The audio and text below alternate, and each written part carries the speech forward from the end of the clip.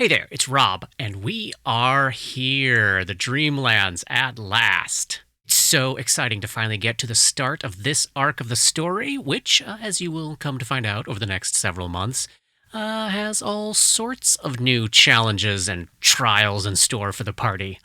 I just wanted to pop in real quick before we start to mention to you all what I mentioned to the players right before we recorded this session. If you're someone who enjoys a re-listen, I might suggest dipping your toes back into the Act 2 interlude before listening to this one. Just the first 12 or 13 minutes or so will do the trick. Everything up until we introduce their characters. It's certainly not necessary for following what's about to happen, but it's definitely some good context and a reminder of what the Dreamlands caravanserai was like when these characters were last here. As always, please rate, review, and subscribe wherever you listen. Support us on Patreon if you can. Shout out to Blue Mushroom. And tell your friends about us. Now, let's check out the Dreamlands, shall we?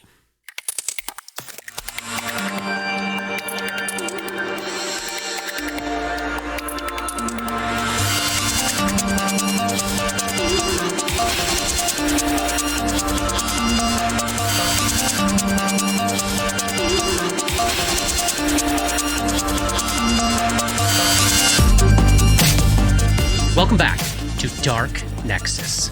Tonight, it's Act 3, Chapter 95. Alone. Dora, Vic, Dabwick, and Grip each descend a steep flight of stairs. Steps without number, a black passage gripped in thick, flowing vapor. The whole outer world of light fades from view, and soon your mind is aflame with prodigious reflections, which not even your death-like exhaustion can banish. This staircase, as far as vision can explore, the jetty sides as smooth as glass, looking as if just varnished ore with that dark pitch the land of death throws out upon its slimy shore. For a time, all is unknown, all is unknowable. A reservoir of darkness black as witches' cauldrons are, when filled with moon drugs in the eclipse distilled. Only the grim, brooding, ancient gods know what really takes place during this period of time, what indescribable struggles your consciousness endures in the dark, dead roads between the worlds, or what Abaddon's spawned guide leads you back to consciousness.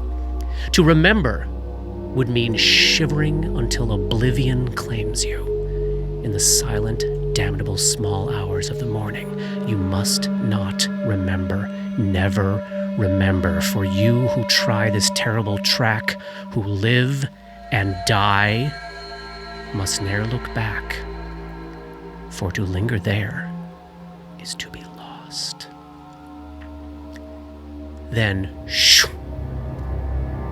You stand in a vast, featureless desert under the blistering heat of a raging sun. The sun takes up what feels like a quarter of your view of the horizon as it looms over the distant dunes. The sun is massive.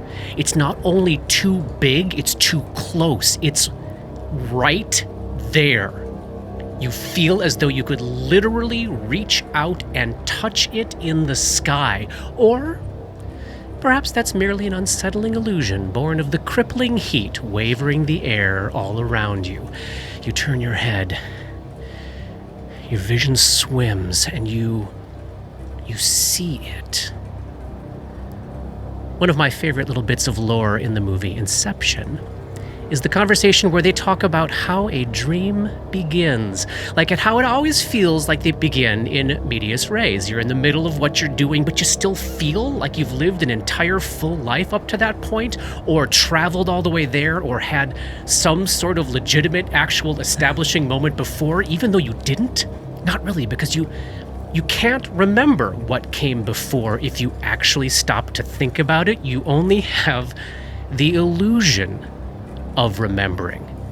And only if you don't actually think too hard about it. And that's exactly what's happening here. There's this one tiny piece of your brain clinging to the notion that you just walked down a flight of stairs at the bottom of a boat, briefly died, and then materialized here instantaneously. But the piece of your brain that insists that that's what just happened is so small and irrelevant because that's not actually what just happened.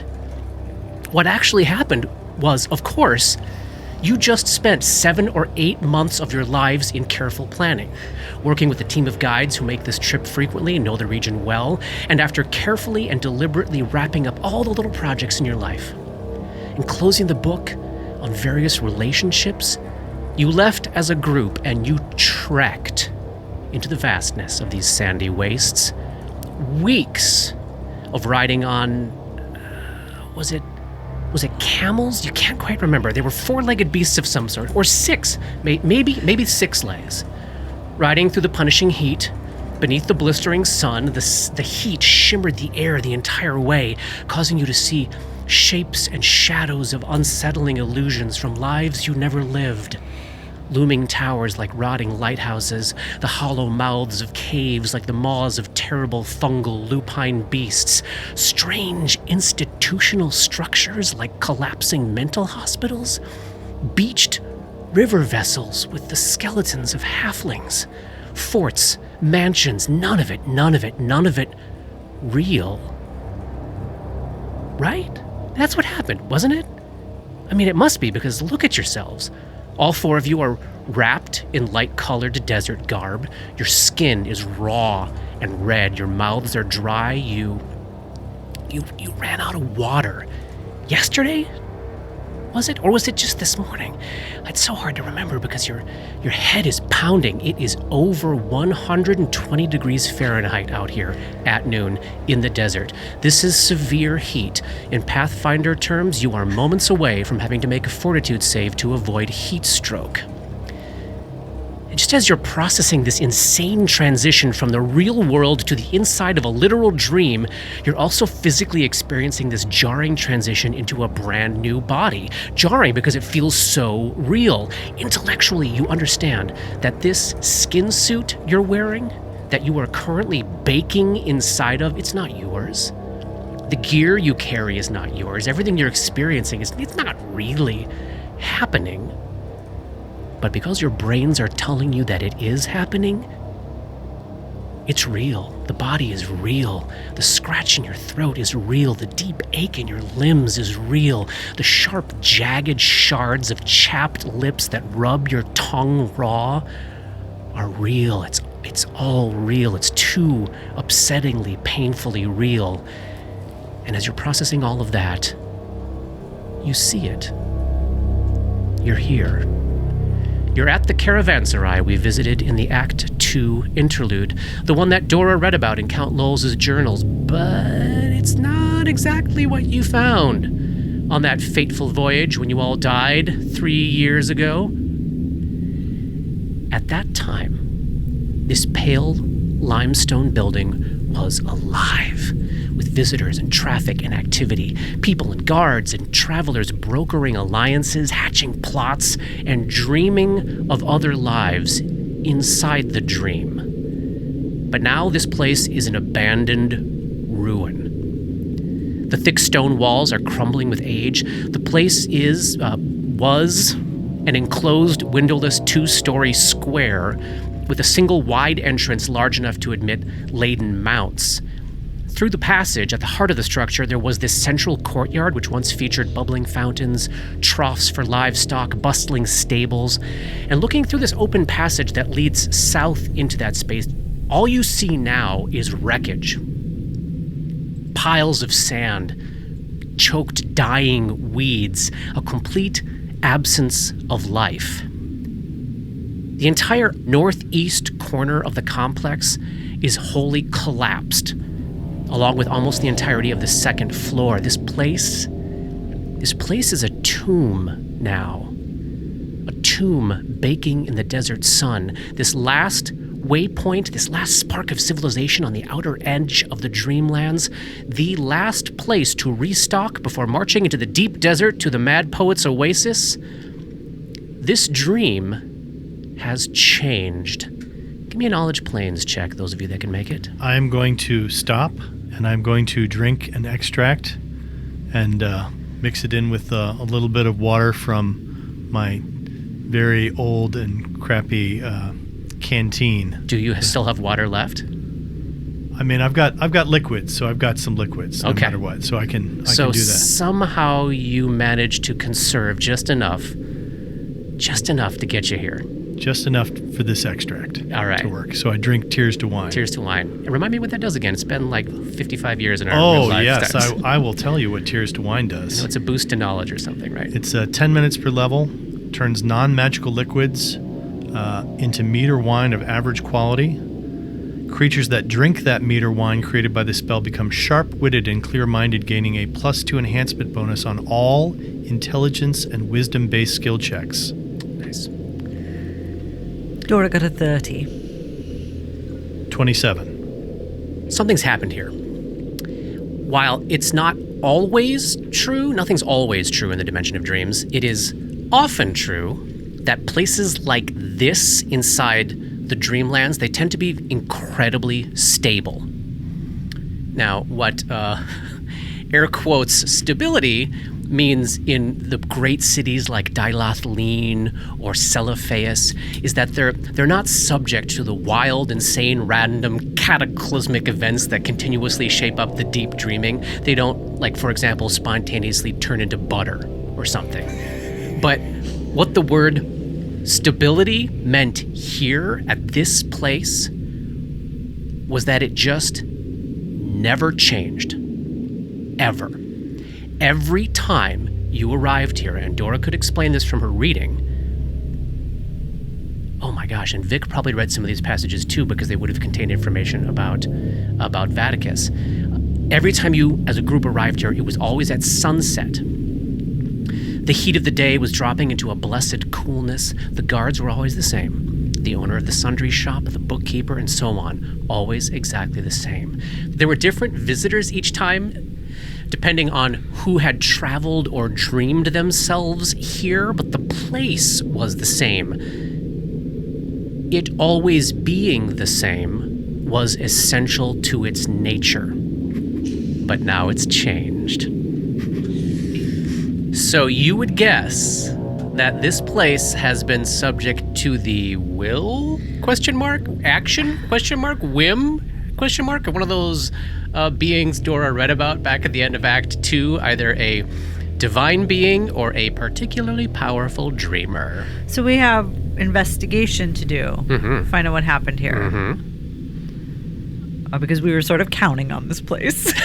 Yes. to get us to the next place. As your main beginning point of research. So you're telling us once again, when we start off a thing, we think we're going to go into something and it ends up being a shit show. Welcome to book 3. Welcome to book 3. Welcome to us playing games with you. I keep forgetting that this is a horror. It sure is. Thing. Okay. So we talked about this a little bit off mic, but I want to just bring back up. Remember, from this point forward, I will need the four of you to come up with a system for yourselves for tracking the differences between your waking body and your lucid dream body. We've sort of discussed some plans, and we'll try them out, see how they go. I can't promise that it is not going to be a disaster for me at first, but it will get better. It will. But I usually get better through trial and error. So I apologize in advance. It'll be fine. For losing track of something. At least the good thing is you're going to be in one place doing stuff, and then you will go to the other place. I promise you, we're not going to be bouncing back and forth mid-round or something. You're never going to have to simultaneously know. You don't know me. Okay. I want to piggyback on what Katie said and say, I will absolutely mess this up. Perfect. Yeah. Perfect. So. Before I turn things over to you, do we want a quick review on how the hell you get out of here if you need to? Yeah. Yes, please. So if you want to wake You don't just wake up? No, you have to succeed at a DC 25 concentration check to wake up. I'm very bad at those. This is a full round action, doesn't provoke attacks of opportunity. For grip, You'll use your character level plus your charisma modifier for this check. And anybody can, Grip will almost certainly have to, but anybody can reduce the DC of this check by 1 for every, remember this, 2d6 points of damage you willingly shunt over to your waking body. Oh my god. And that damage cannot be reduced in any way. So like at a baseline right now, Dora's got plus 13, Dab's got plus 12, Vic's got plus 9, and Grip's at plus 7. I don't think I have ever succeeded on a concentration check in this campaign. That may be true. This will be fun. Oh my god. So, according to rules as written, you can't normally take a 20 on a concentration check, but this is a special kind of use here. So I will say, if you are outside of combat, not in any danger, if you have several minutes to sit and focus, do some of that patented, what do you call it, grip wave staring.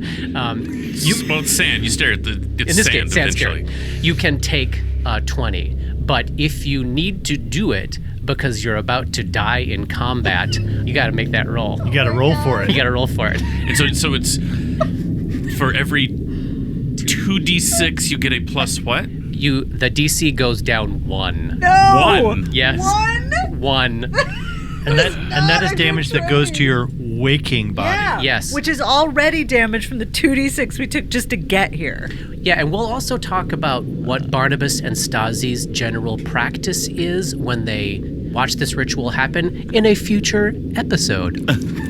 Assuming we get there. Oh, cool. Like, yeah, I hear what you're putting we're down. going to go That's back to awesome. them. We're going to go back Yeah, to them and what that's they just awesome. experienced. Because it ain't pretty. Great. So much good stuff to look forward to. Yes. Oh boy. Great. So we are all standing in front of the Forsaken Caravanserai. We're about 15 feet away or so from this passageway that cuts through the center, cuts through the building into the center. Right now, as you look around the outside of this building, again, the majority of the second floor is just completely collapsed in on itself, except for down in the southeast corner of the map.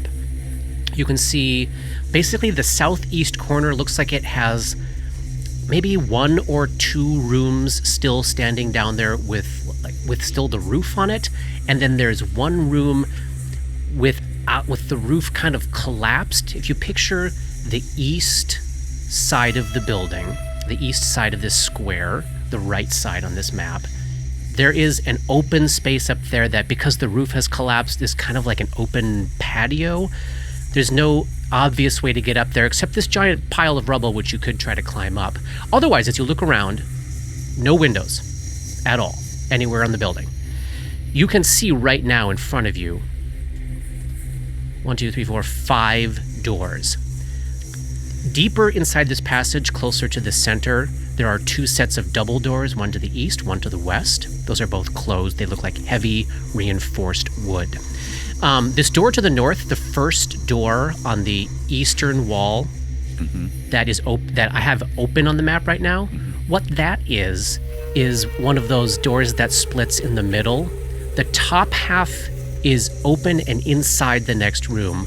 The bottom half is closed and has kind of like a counter on it. It looks very clearly like a Reception desk. Exactly. And looking through the open part of that doorway, you see a tattered, crumbling room with looks like some bare tables and kind of bare walls. Where the second floor has collapsed, has it just collapsed the second floor, or Yes. has it crushed all the way down to the ground so there's just no way to get in the building? It looks as though the first floor is almost entirely stable, not collapsed in on itself.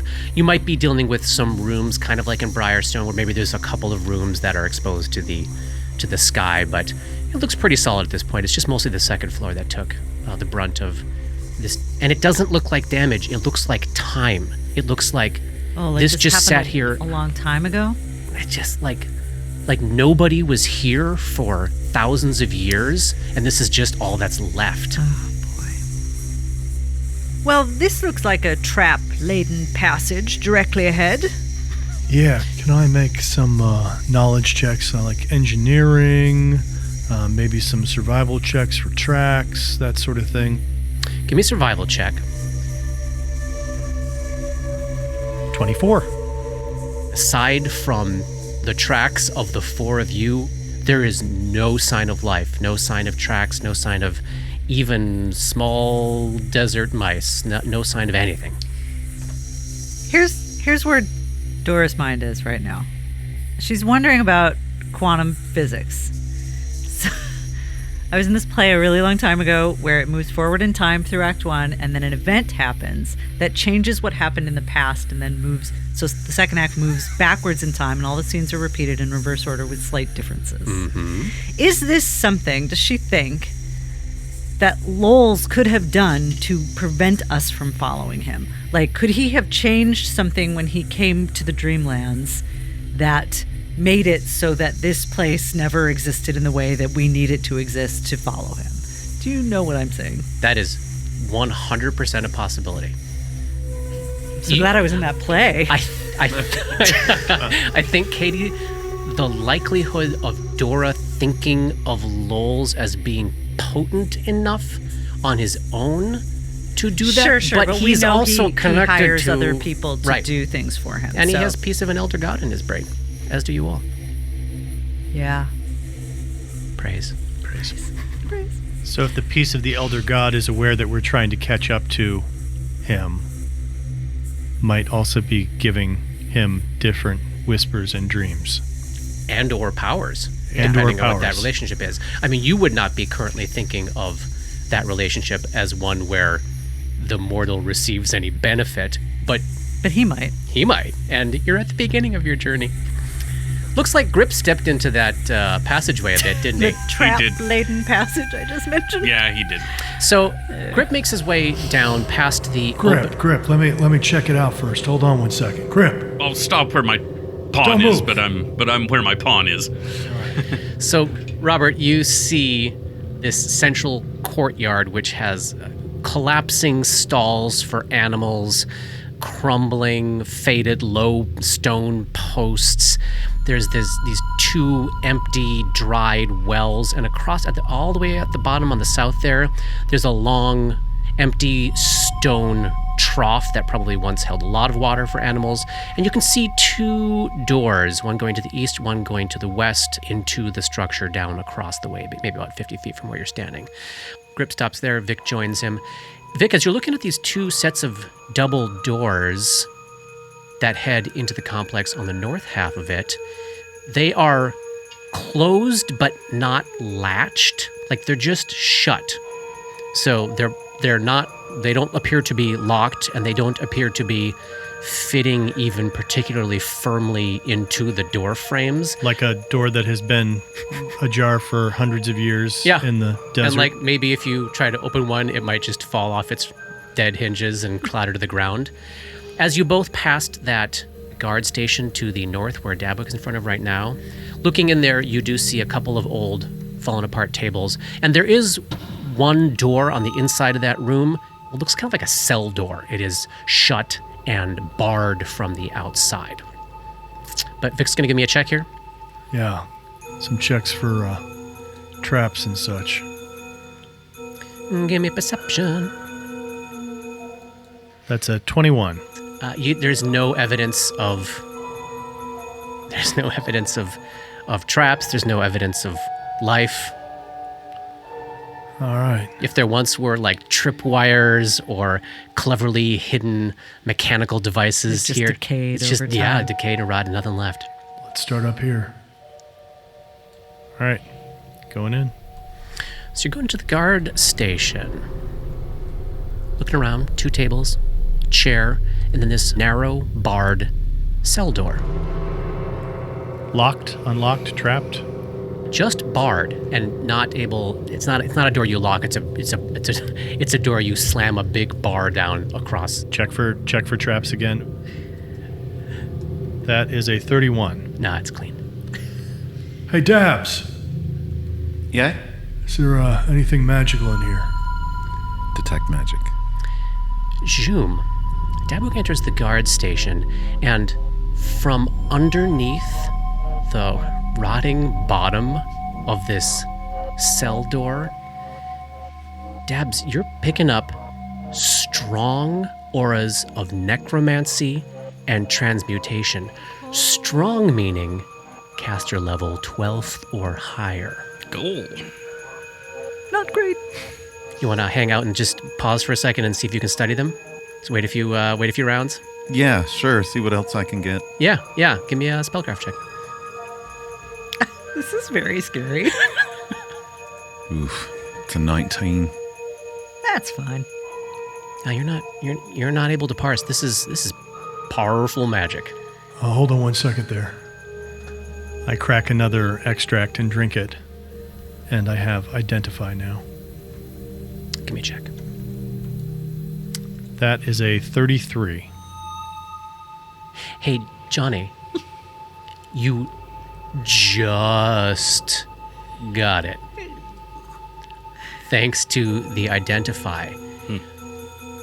But the problem is you don't know exactly what you're looking at. So as you're trying to parse out these magical auras from under the door, you know it's something deadly. You're able to parse this is coming off of like an item of some sort, but you're probably going to have to lay eyes on it. I open the door. All right. You see beyond an old empty cell where leans against a wall a rusty and forgotten scimitar, which is the source of these strong auras of necromancy and transmutation. You are looking at a +1 Vorpal scimitar. Oh my god. Are you shitting me? Upon a roll of natural 20, followed by a successful roll to confirm the critical hit, this weapon severs the opponent's head if it has one from its body. Some creatures, such as many aberrations and all oozes, have no heads. Others, such as golems and undead creatures other than vampires, are not affected by the loss of their heads. Most other creatures in existence, however, die when their heads are cut off. You just found a caster level 18 Vorpal scimitar sitting forgotten in a cell. I've been playing this game for 35 plus years. First Vorpal weapon I have ever encountered. Yeah, really? First Really? Vorpal sword that might be wasn't true one for that me was too. just like made up because you're like, I Right, want to I have a just want a Vorpal Vorpal sword. sword. Welcome to the Dreamlands, y'all. Oh my god. So this is just to go Yeah. back to how everything works. Yeah. We can play with this here. Yeah. It does not come back with us. No, it does not. Oh But my god. if one of you But the takes... adventure thinks we're gonna need it. Yeah. Wow. If one of you takes it, when you wake up, it won't be there with you, but the next time you come back to the Dreamlands, if you want it to be, it will be there.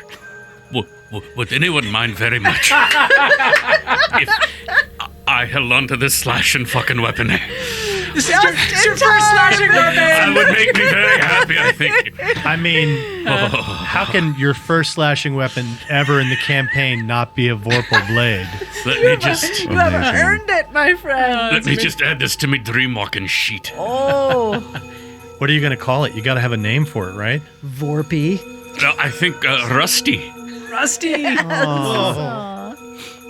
Does it have any Guillotine. kind of markings on it or anything like that? Would any Oh, kind of... if it once did, they have been worn off by the thousands of years it sat here forgotten.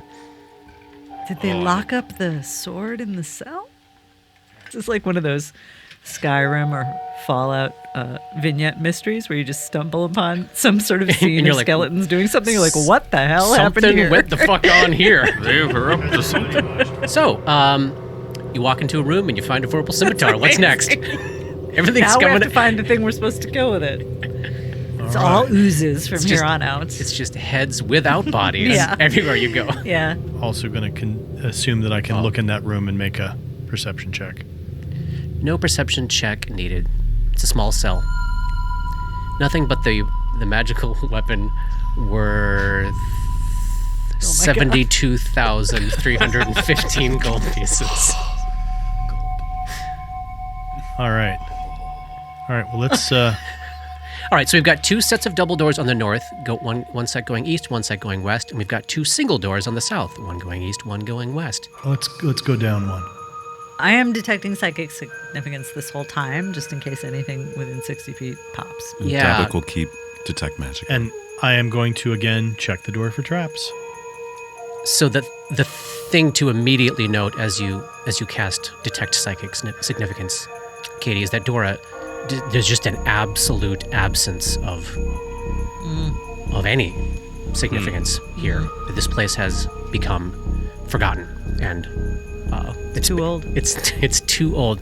Nobody has had experiences here for so long, at least in this outside area, for anything to have any significance.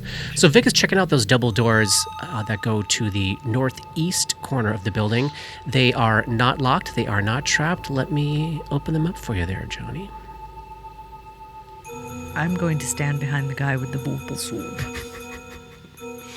It looks like a small, almost like it may have at one point before everything collapsed here, would have had kind of like a hotel lobby feel.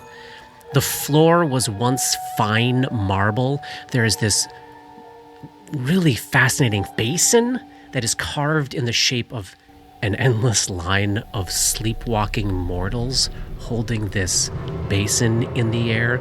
Obviously a place to like wash your hands, get the dust of the desert off of you as you first enter. And then the opposite wall, starting about 20 feet into this chamber, is where this collapse of that corner begins, and it's just a wall of rubble after that point. Tabs, anything in here? Nothing to detect in here. All right, everyone's had a chance to walk around there. What's next? Over to the other set of double doors, and again check for traps. They are clean, and as advertised, the instant you attempt to open that northern one, it just completely clatters to the ground and is no longer even able to be closed. On this side, on the west side, you find the mirror image of the other room, although the floor here is not fancy marble. The floor here is more utilitarian limestone, as though maybe the commoners entered this way and the folks with money entered the other way. Looking straight ahead, this entry chamber narrows down to a 5-foot hallway that spills out into what looks like a wider hallway heading to the south, heading to the left. At the opposite end of the building there, you see a tattered, ragged curtain covering a doorway to the north. And Dora can bring up the story about how as you all passed that space the first time, you know that that's where there was a sundry shop. And as you passed that first time, somebody was getting their hands chopped off for attempting to steal from the owner of the sundry shop. Bad place to try to do that.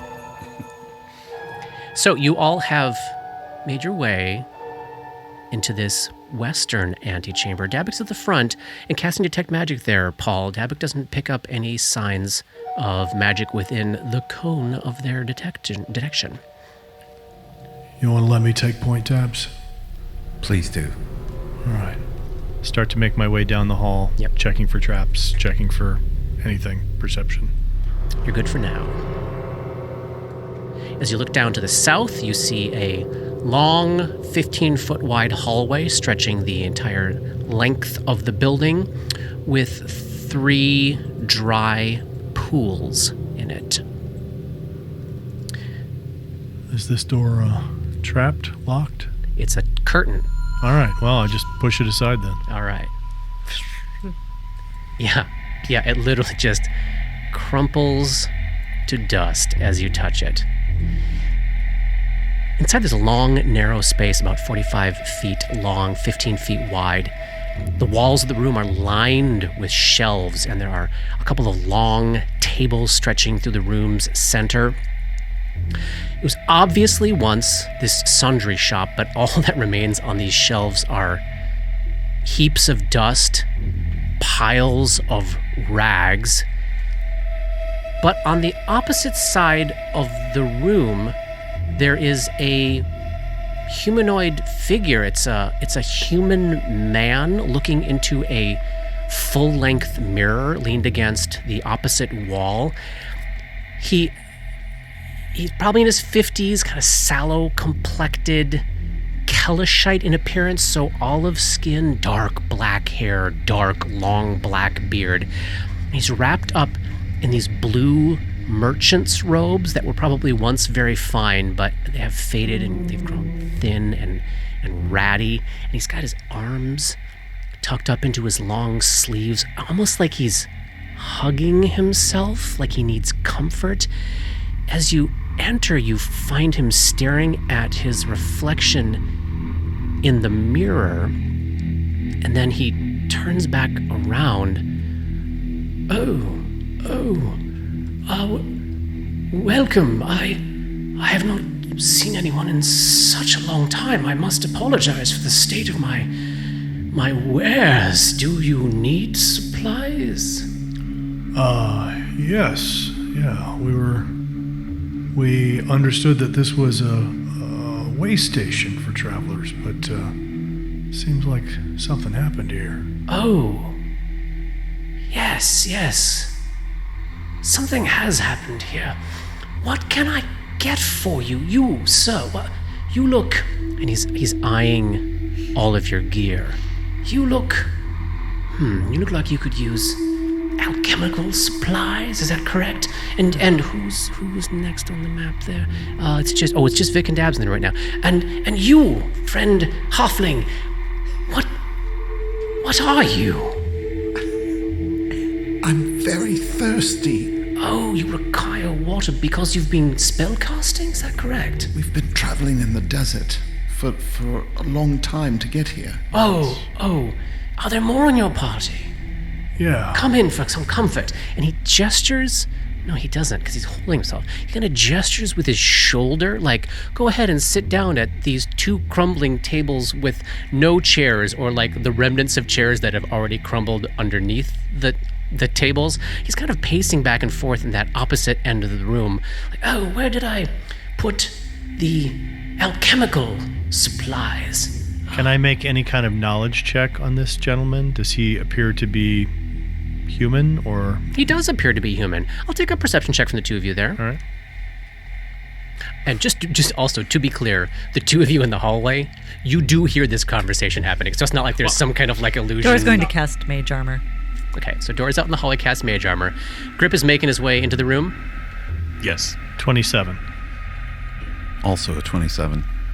I'm going to do a perception. A 20. Nice.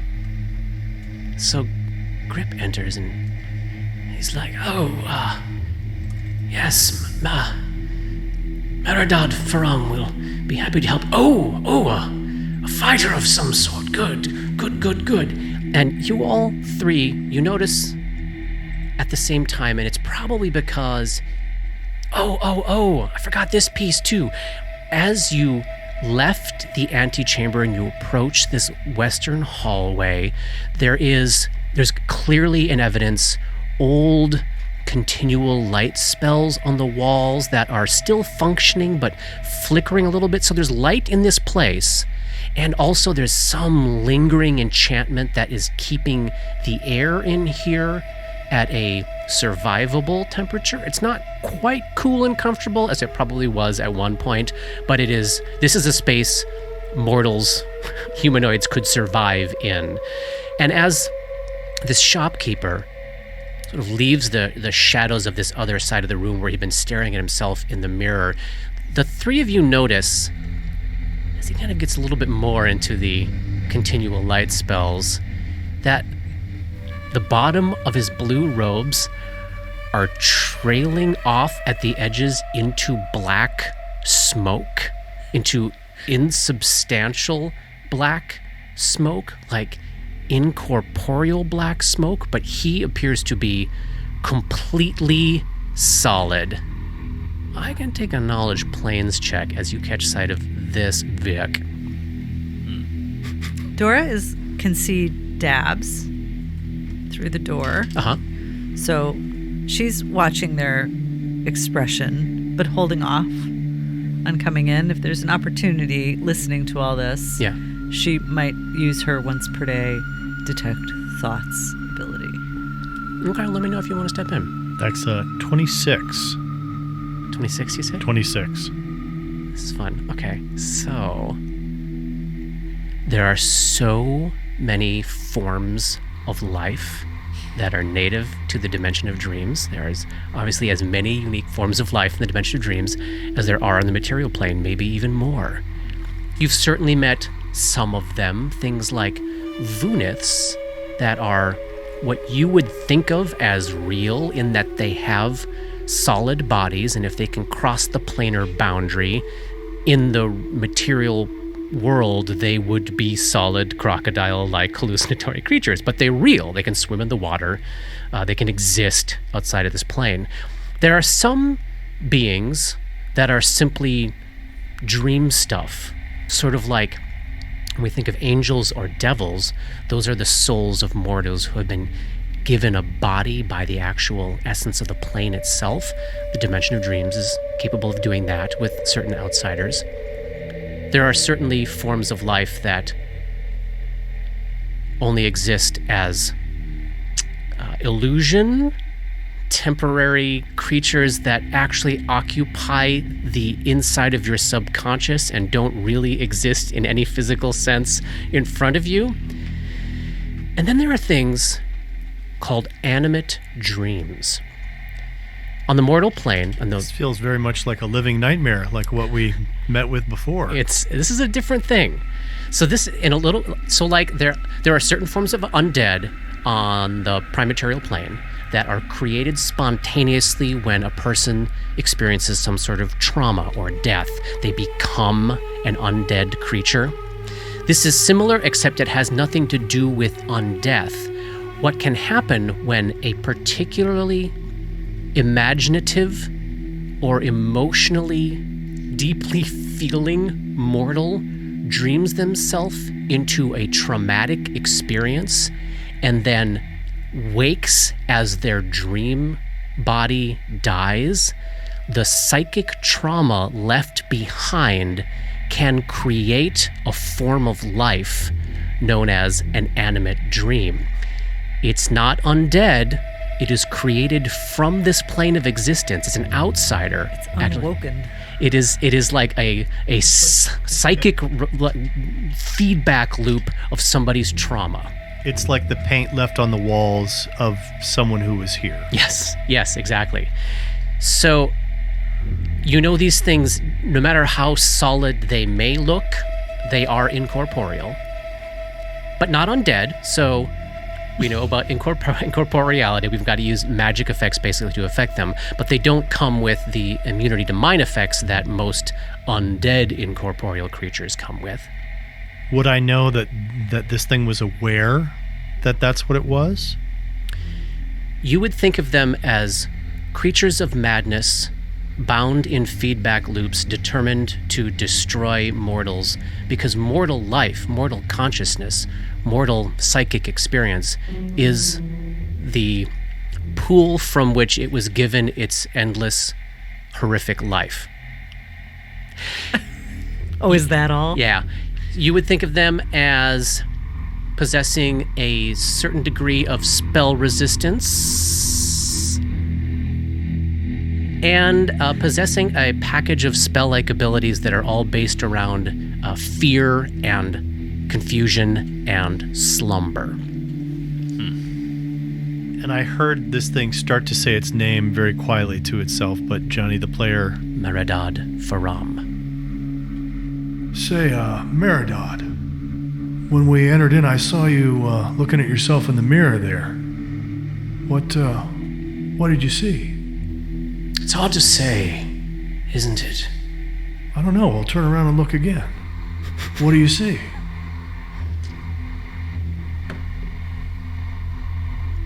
He narrows his eyes at you. What do you wish me to see? I see a man. I see a man who feels very strongly, who maybe wanted to help others, but something happened to him. He slowly unfolds his arms from the inside of his robe, and as the edges fall away, you can tell that there's just bleeding stumps at the end, as if both of his hands had just moments ago been cut off. And as the blood drips out of the end of his arms, the blood turns into vapor and evaporates in the air before it even hits the ground. They did something to me. Yeah. Looks like they took your hands, didn't they? Have you come to finish the job? Is that what you'd like?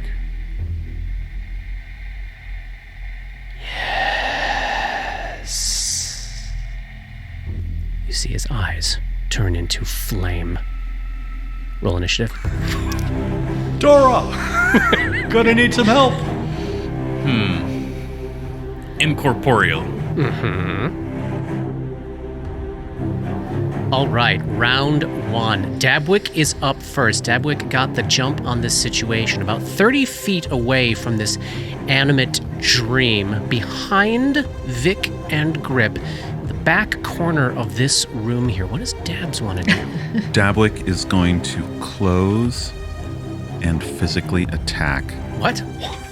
What? with their +1 Darkwood staff. Amazing. Dabwick charges under Grip's legs, drawing quarterstaff, and closes with the animate dream. All right, give me an attack roll. We're not fucking around. Oh, That is a 24 to hit. that is a hit, my friend. 3 damage. All right. The staff briefly makes contact with this creature's side, just sort of does a little reflective kind of 1 point of graze damage there, but you are able to land an attack. That was a move and a standard. Gripper, you are up next, watching as Dabwick has entered the fight. Well, I guess we're going. Great. So he will move those 10 feet. Yep. Shoulder to And- shoulder with, well, no, shoulder to hip. Shoulder to hip with the dabs. Yeah. And yeah, he's gonna swing with the his new toy because Why not? he hasn't slashed a weapon in so long. Yeah. And I think I'm gonna go with an old school roll. Roll it up. Oh, it's a 19 on the die. Wait! Is that a crit on a scimitar? It needs to be a natural 20 for the vorpal. Oh. But it's a Whatever. critical threat. It's a critical threat. Back it up, back it up. Ah, Oh my no. god. That is a 25. Critical hit. Is it subject to crits? That's It is subject to critical That's your hit. sword. Right. So let's roll up this It's damage. probably intelligent and cursed. We just don't know yet. Wow, way to kill the mood. I'm just saying. I know what campaign we're in. Don't talk about Rusty like that. 14 slashing. That's the total. That's the total. That's the crit total. That's the crit total. All right, so he takes 7 of that as this long, dormant vorpal blade cuts into the meaty part of his shoulder. Blood goes splashing, gouting out of him, all like filling the air and then evaporating like steam as it touches oxygen. The shopkeep is up. He turns his eyes of flame briefly to Grip, and it just with this hollow cadence of madness. You seem too dumb for me to care about. Leans down, cocks Well, his that's head, just hurtful. stares daggers of flame into Dabwick, and reaches out with, oh my gosh, arm stumps are a theme in this campaign, Yeah, are they what's not? Yes. Ah. And attempts to stab his arms through Dabwick. Does a 30 hit your touch armor class? Yes. Like 8 times.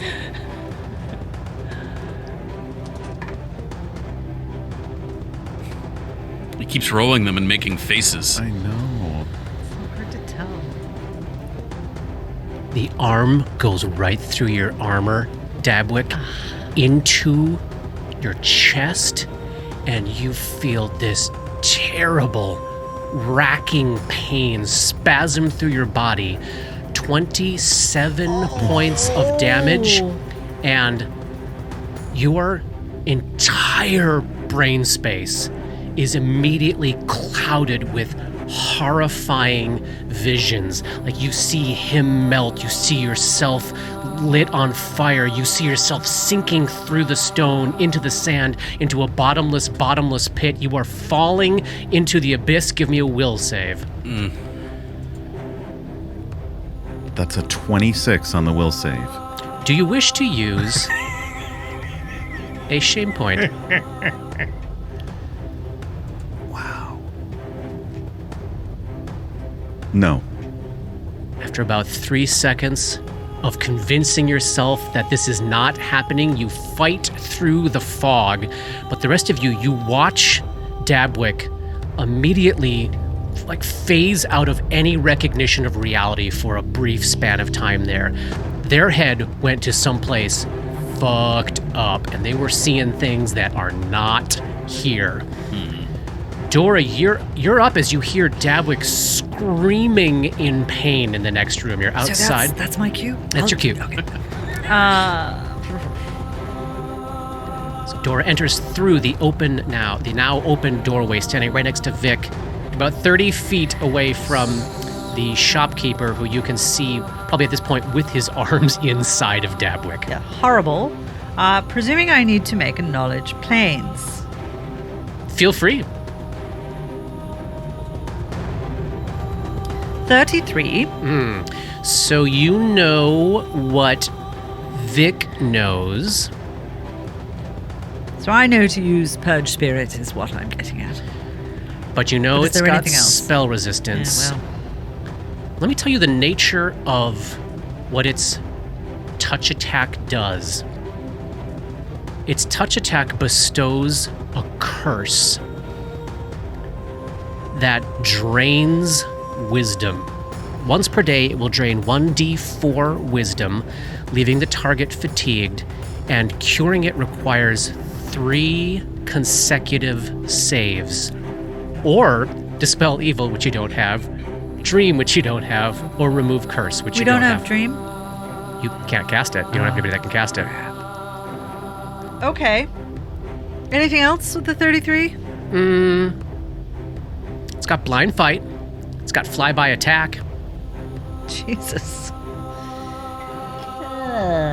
Did you just inform me that I made one of 3 consecutive saves that I have to make? No, Okay. you just successfully fought it off. Yeah. Okay. So the way this kind of affliction will work is if you fail that first one, then you're stuck in the feedback cycle of continuing to have to make saves. For now, you're fine. What is the frequency of those 3 saves you have to make? Is it like every day? Every day. You have to wait? Okay. Yep.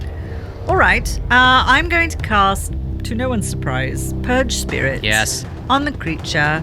And I contemplated using an action point to boost my caster level, but I think I'll save it in case I need to boost the spell resistance check. All right. So what is the... remind me... This is a relatively newish spell. Remind me what the components are for this one. What do you picture? Ooh. I picture... I feel contempt. And then I picture Ray shedding his ectoplasmic prison from Bates. This spell attempts to unravel the form of the animate dream. I'll give you a will... Oh, no, you have to give me a caster level check. Check against spell resistance. I rolled an 18. You want to keep it, or you want to boost it? I mean, what the hell? I will boost it with an action point. We've got a few famous last words. They'll be gone by the end of the counter. And let me tell you this. You don't even need to roll, because a 1 will get you to your mark. Fantastic. So just Spell resistance 19. I'm going to give you a will save here. Oh, 16? Oh no. All right, roll it up. 17. 17 points of damage as this thing begins unraveling before your very eyes. Vic, you are up. I narrow my eyes on the shopkeep, making them my study target, And are you shooting Vanity for the first time? and I pull out, as a move action, the very ugly and unwieldy-looking Vanity. I say, Well, we try talking. and fire. You sure did. And this is point-blank range. Oh, that's a 32. That's a hit. The magical bullet slams into the shopkeeper, throws his shoulder back for how much damage? 13 bludgeoning and piercing, but you know what? I'm going to go ahead and blow my Take it while you studied can strike on it now. before he starts flying around the room and killing us all. That's an additional, that's 6 plus another 3, so plus another 9. So 22 22. in half is 11. 11 points of damage. Boy, there's blood flying out of it from all sides, evaporating in the air. And that is the end of round 1, unless you have any action to take there at the end of your turn there. I will reload as a free action. Fantastic. Round 2. Dabwick, you are up. You're right next to this thing, and you look to me to be bloodied. Yes. Yes. Oh, absolutely. I'd like to move into flanking position with grip. Uh-huh. And that would mean moving past this thing. Yeah. So that would be an acrobatics check to tumble, unless you want to just provoke, which I would be willing to accept. Oh, thank you. So generous. No, I'm going to try an acrobatics check to bypass Right? that attack of opportunity. This is a very different Dabwick. This is fun. Yeah, we'll see. I'm trying something. I'm trying something. They were so disappointed at not being able to affect Clemis Pret. They're like, try something else. Yes, right. All right, you want that acrobatics check? I'm more than anything. That's a 25 on that acrobatics check. You keeping it? I'm going to keep it. He stabs a hand at you as you move. Oh no. Oh, that's a natural 20. Is this just every time he can do the curse? This is just every Time he Time he- touches. Yeah. Did I just die? You might have. You might. Oh my You God. might. But at least you weren't with us the first time we all died. Does not. Okay, so it's very low on the 21. Does 21? Does 21 get your touch AC? Yes. Oh God. Oh my God, y'all. It was 26 and not a crit. Get ready for that lesser madness.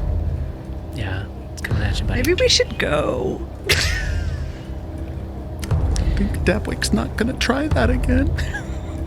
Brave Dabwick. Hey. Okay. 54 points of damage. That's negative 24. No, more than that. 30. What 2 does points, Dabwick do negative in 32. that moment as they blink out of existence in the dream world? Splat. I mean, this is Dabwick tries to do a somersault acrobatics check. And is speared through the head with one of his incorporeal arms. I do also, to add insult to injury here, you got to save against the curse, because if you get the my curse, God. it will affect you in the waking world. This is a will save. It's a will save. Straight up will save is a 22, and I'm going to use an action point. Yeah. Holy crap. I made it. 26. All right, you're good. Welcome to book 3, you all. So Dabwick dies, and their lucid dream body crumples to the ground and then evaporates, completely gone. No sign of them. You are all alone with the animate dream. Holy crow. Gripper, you're up. There's no flanking happening. Oh my gosh. Well, that's a Well, hell of Stassi, a we said- thing. Oh, and here's the thing, too.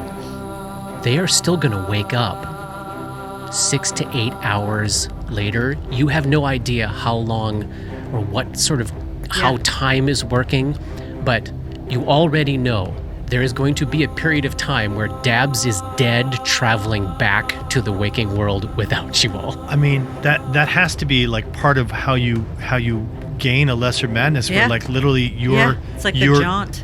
your moment of amazing. death is suspended Oh, God. That for trauma. such a Critical massive hit. amount of time.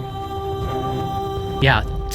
So, Paul, you've got a little bit of time on your hands right now. Yeah, Be right. thinking about what kind of how this is going to affect them mentally, and then we'll find a lesser madness for you when next we see you. Wow. First lesser madness for you, period. Yeah. I mean, for Paul. For Yeah. Paul. Player Paul. Player Paul. And first one of Book this 3. book. Yeah. Right after the rest of us all finally cleared I know. ours. I know. Sounds about right. Okay, back to the Gripper. Yeah, he's got to attack. He's got If you could kill it. He's got to do a full attack. Did you do combat advice? I had to move to get you into the Oh, room. that's right. All right, so just my regular. Taking any feats? Yeah, so swift action. Grip will. Eyes will roll back. Neck. Face will go slack. Neck will go crack. He will take the dedicated adversary for an additional +2. That's to damage and attack. Yes. Yeah. Correct. All right, so. All right, first one's 15. I'm assuming that's a miss. That is a miss. All right, number 2. It's a 21. Keeping it?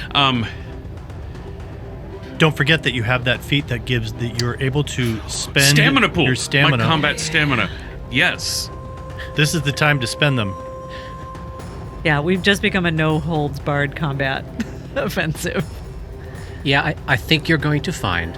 Remember the world we were in book 1, Yep. where it was fewer fights, but they were brutal? Yeah. That's a little bit of the flavor of what this book's going to be like. Many fewer things to fight, but they're going to pack a punch. Wait, what did Paulie roll? You rolled a 26 to hit? 24. So we know a 24 hits. All right, so I'm at a 21 right now. I will spend 3 stamina points To get it to 24. to make it a 24. Hit. Combat stamina. Fuck Yeah. yes. Awesome I feat. gotta get used to using it. Yep. All right, and here's damage. Seven points of damage. All right. He takes a scant handful of that. He's staggered from the thing. Good to know. Thank you. I don't think that would have prevented the attack of opportunity, No. but he is staggered. Thank you. Oh, good. It's his turn. It is his turn. Am I too dumb for you now? Yes. Yes, you are. He looks across the way, locks eyes with what he thinks of as the hateful, hateful wizard. Reaches this bloody, chopped off arm towards you, whispers a small word, and Katie, Dora sees in her mind the most horrifying creature imaginable to her, which in this case means I think she gets a brief glimpse of the giant fucking worm beneath Lake in Carthen. Give me a will save. As a reaction, Dora casts Burst of Insight. And we'll get a +4 on this roll.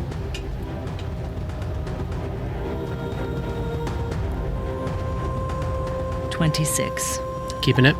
Yes. Blessedly, Dora's mind is strong enough to recognize that this is not real and does not need to make a fortitude save or die. Wow. Phantasmal killer, y'all. Welcome to 7th level. Dora, you're up, reeling from the vision of this subterranean worm monstrosity. I cast another Purge Spirit. Let's check against spell resistance. 19. All right. I'll give you a will save. 27. So it's not staggered, And half damage, right? and it only takes 10 damage this time. Points of damage. Do I slip out of the room or give combat advice? Oh, I'm sorry. Was that a fear effect? It was a fear effect.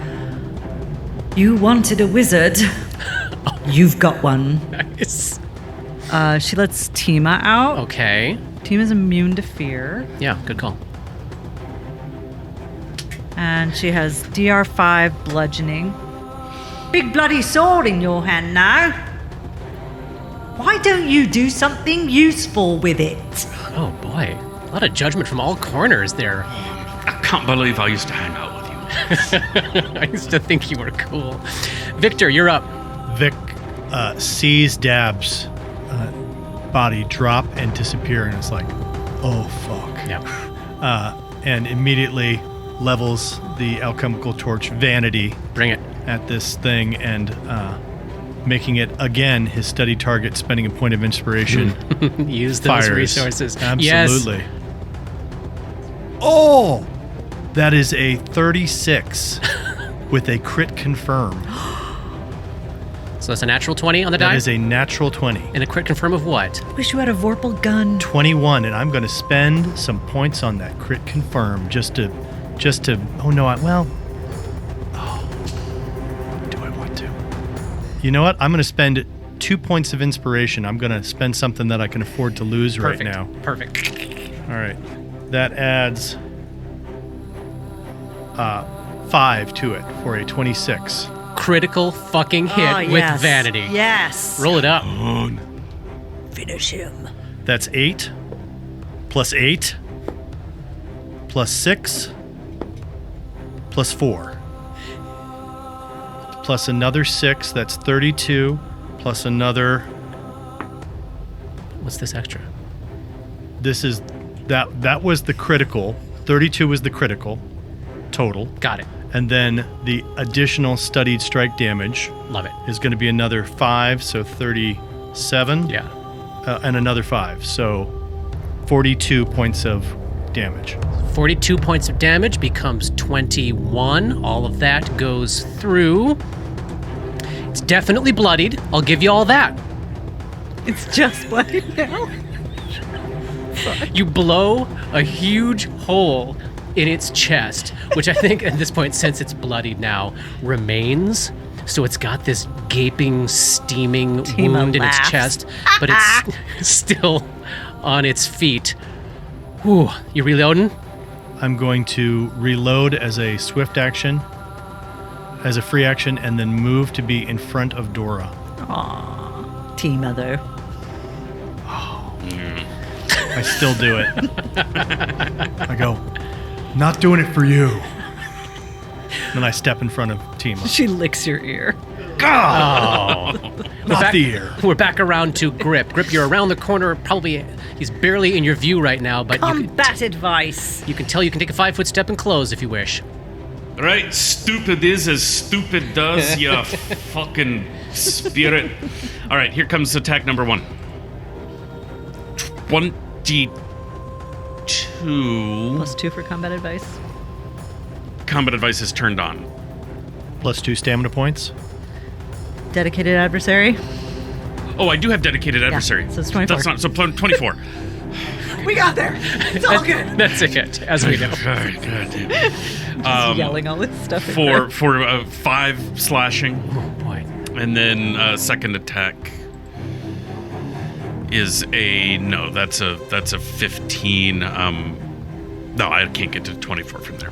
All right, so stepping into close with this thing, the ghastly side of it, throwing you a little bit off your game. The first attack sort of grazes off of him. The second attack misses, and it's his turn.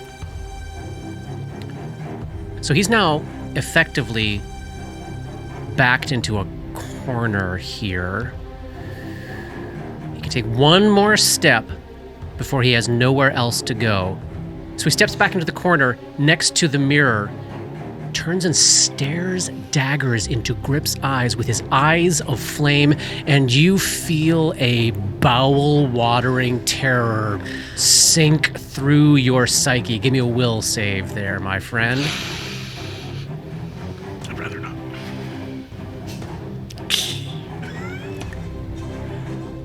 That's a 15. You like it? No, I kind of hate it. I'm trying to decide if an action point might not be enough. Shit's going sideways. I'm gonna do one. I think maybe you don't want to run in this place by yourself to somewhere else. So that's 19. And Grip is panicked. Fuck. drops the Vorpal scimitar and will now flee at top speed from the source of his fear. Oh, God. Yep. -2 penalty on all attack rolls, saving throws, skill checks, and ability checks. If you end up getting cornered somewhere, you will cower and not attack. So, Vic and Tima across the way. Vic, you recognize on a deeply personal level what Grip is going through right now as you see him drop everything, like probably shit himself. Yes, and he's about to run away in abject terror. But first, Tima is up, standing behind Vic in the corner there. She ain't scared. No. I am. 21 caster level check. Purge Spirit again? Yes, the DC is 1 higher. It's for Tima. That is a 24 on the save. So it saves and only takes 13 damage. Okay, chipping away. More of him is unraveling. Before it had only been the bottom of his robes that were turning into black mist. Now it's all of the sides of his robes, the ends of his hair, the flames coming out of his eyes are dissolving into ash and smoke as they leave his body. Tima says to Vic, "We staying?" I don't see any choice. Right. Hit it then! Vic, you're up with that inspiration shimmering There's through nothing your in the entire description psyche. that says it has to be inspiring. It's true.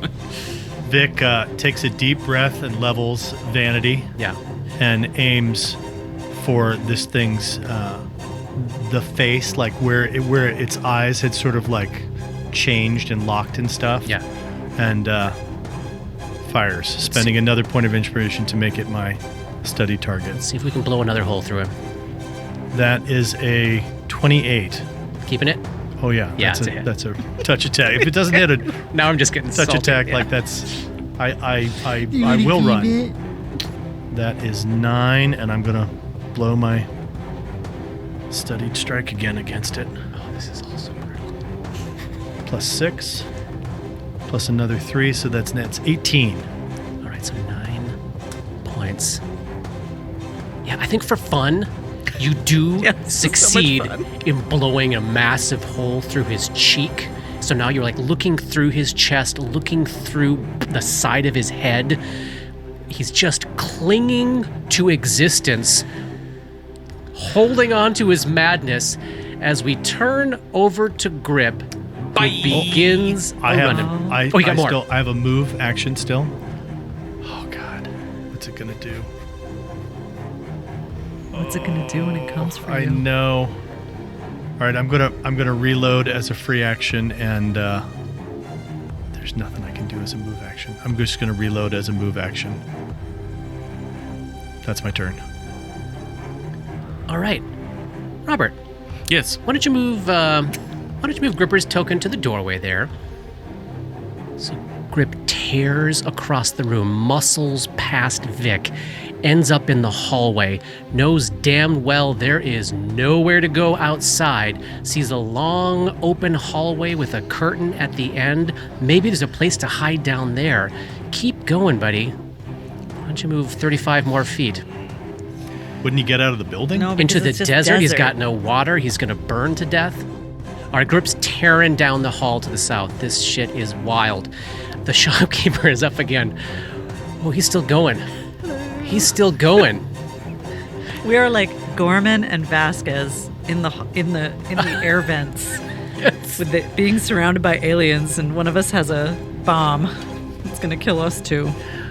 With a terrible howl of pain and madness, he soars across the room, through the tables in the middle of the room, and closes with the two of you and reaches out an arm towards Tima. Hi. I rolled low.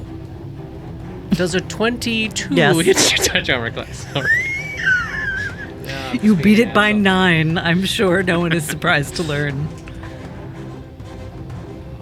But it's not bludgeoning damage, right? You do take it all because it's negative energy damage. 24 points. And you feel these terrible visions of this worm-like beast below the lake swim back into your head as you feel yourself sinking through the sand down into the water. Give me a will save. Is this a fear effect? It is not a fear effect. Shit. Yeah. Well, we'll use that burst of insight again. Yep.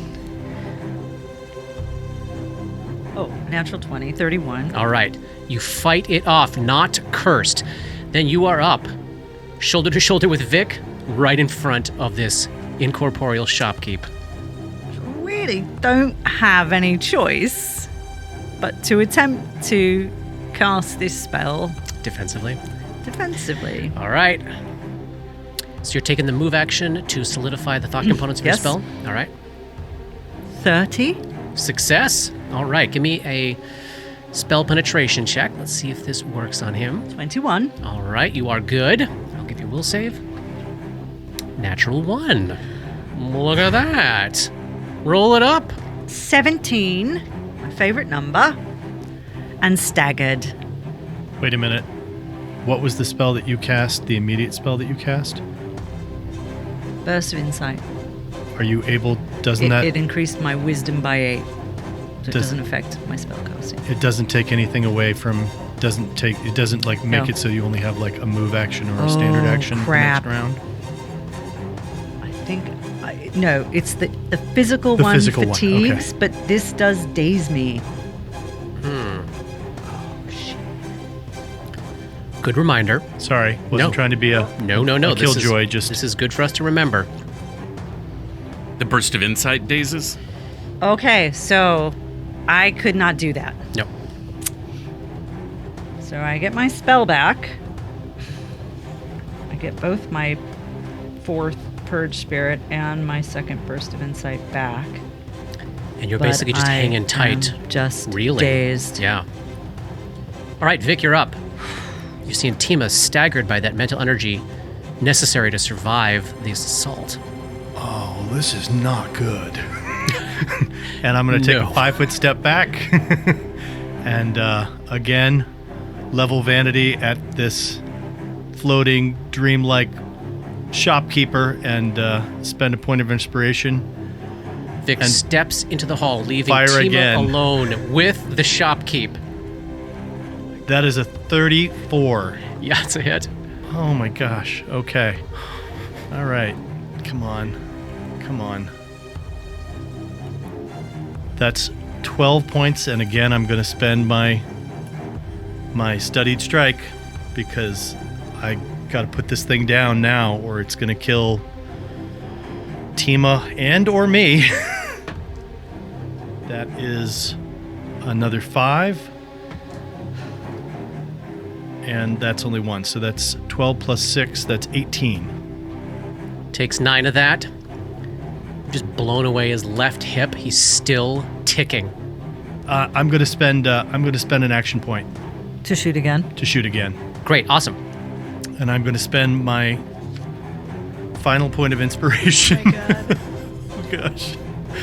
Oh gosh. I'm down. That's not good. This is really not good.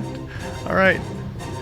Oh gosh. Blowing through so many resources like This is- Dabwick Yep. and inspiration and Yep. You expended a whole dab. Wait. Uh-huh. you But if we die right now, it doesn't matter. Okay. That is a 30. your steely eyes lock true. You hit. Oh my gosh. That is 14 points of damage, and Yeah. this is the time to do it. So if they either work now, otherwise I could maybe get one more shot and this is the time to do it. That is 5 points and 3 points. That's an additional 8. So 14 plus 8 is 22. So 11 points of damage. With an otherworldly howl, it fades into mist and vanishes. As it vanishes, I look over at Team and I go, "You owe me." She grins at you. While meanwhile, down the hall, Robert, why don't you roll a die for me? Grip right now. What flavor of dye would you like? Well, so Grip right now, as he's running down this hallway, he sees at the end of the hallway a curtain he could dive through into whatever safety lies beyond, or a left turn to the east around the corner where safety might also lie that way. The panic condition indicates a general random path, so why don't you roll, I'll say even is you go through the curtain, odd you go around the corner. We'll see what happens here. Even. Grip tears down the hallway, smashes through this curtain, and finds himself in an old, faded dining room. There's 3 elegant wooden tables, stools of various sizes, all lacquered in rich black. There are old dusty plates stacked on a sideboard, a brilliant silver pitcher, seemingly untouched by time, on one of the tables. And as you burst through this curtain and you catch sight of this room, is it safe? Is it safe? Can I hide here? There's this sickening twist in the air, and you suddenly realize that the room is filled with people. Give me a perception check. Modified 20. You're not alone here. There are people here who aren't here. They're all whispering and muttering to each other. You stop dead in your tracks in the middle of this manic flight, and you hear the sound of your own voice say to you from across the room, "Well, look who we have here." And that's the end of chapter 95. We'll pick up next time. What the this place?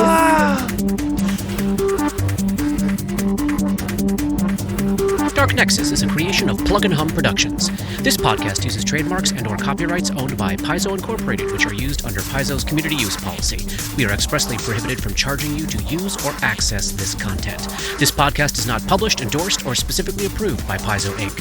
For more information about Paizo's community use policy, please visit paizo.com/communityuse. And for more information about Paizo and Paizo products, please visit paizo.com. That's PAIZO.com. Dark Nexus uses music and soundscapes by Syrinscape. Check them out at syrinscape.com. That's SYRINSCAPE.com. Opening and closing themes, along with additional music, composed by Rob Kauzlaric. Artwork for Dark Nexus is by Matt Wahlquist. Special thanks to Toy, without whose generosity this project would not have been possible. And thanks to DMCP, Richard and Ari, Paul and Shannon, Chris, Scotty, Jason, Jess, Joe, Chelsea, Matt, Dave, Darren, and everyone we've gamed with over the years for all the memories and inspiration. Click the tab. Click the skills. Can you find skills? Stop. Oh my God. Yes. Did you find them? Click the skills. Find the skills. Find the skills. Are you looking on your sheet? Are you even in Have you Roll20, tried bro? turning it off and turning it on again? Oh, I didn't mean to click tell me more. God damn it.